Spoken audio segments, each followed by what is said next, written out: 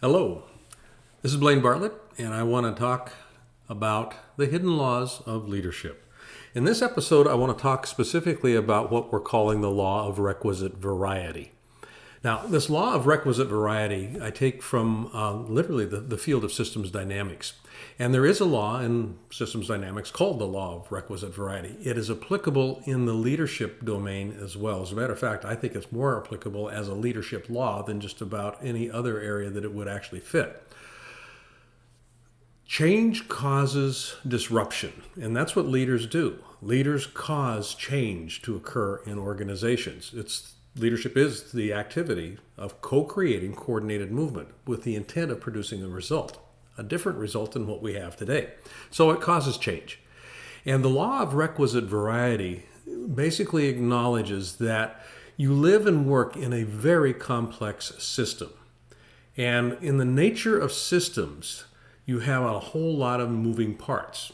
And what's interesting about these moving parts is that, and this is where requisite variety comes in, the element in the system, the part of the system that has the most response choices available to it to counter whatever is pushed back on is going to be the element in the system that actually has the control leverage. So very simply, the dominant element in any system is the element that has the most choices available to it. From a leadership perspective, this is critically important, as you can imagine. You need to be able to have more choices available to you about how you respond to the inevitable pushback that you're going to get whenever choice or change is occurring in the organization, because people will push back, the system will push back. The law of requisite variety is fundamentally steeped for a leader in the notion of awareness. Awareness precedes choice. The greater my awareness, the more choices I will recognize as being available to me. The objective here is going to be, as it always is with leadership, moving possibility into the domain of probability, with the intent of having that probability become so apparently obvious that management can take it and literally turn it into reality. But that migration from possibility to probability has to deal with a lot of yeah buts. Yeah, but this is going to happen. Yeah, but that can't work. The way to yes is through maybe.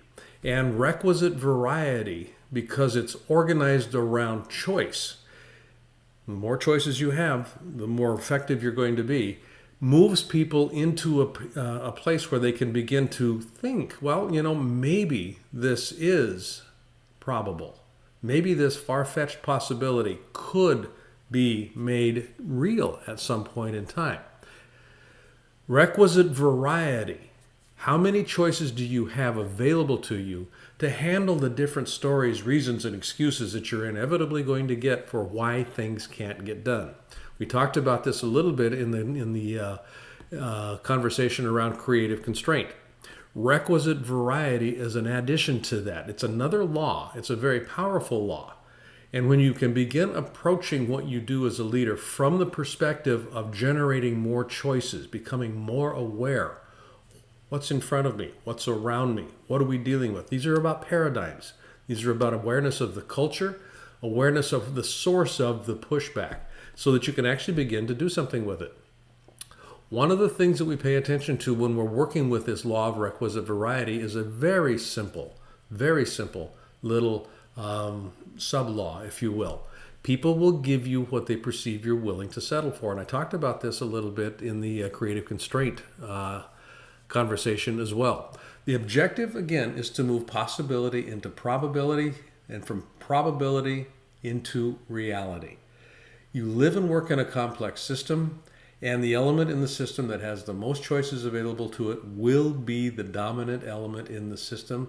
It's where movement occurs, and it's where you have leverage power. So pay attention to the law of requisite variety. We're going to spend a fair amount of time in the Hidden Laws of Leadership seminar on May 13th through the 15th in Los Angeles, diving into the implications of this law for you as a leader and how it impacts your effectiveness as a leader. This is Blaine Bartlett. I thank you for listening. I invite you to open the window on another episode just down the road. And Have a good day.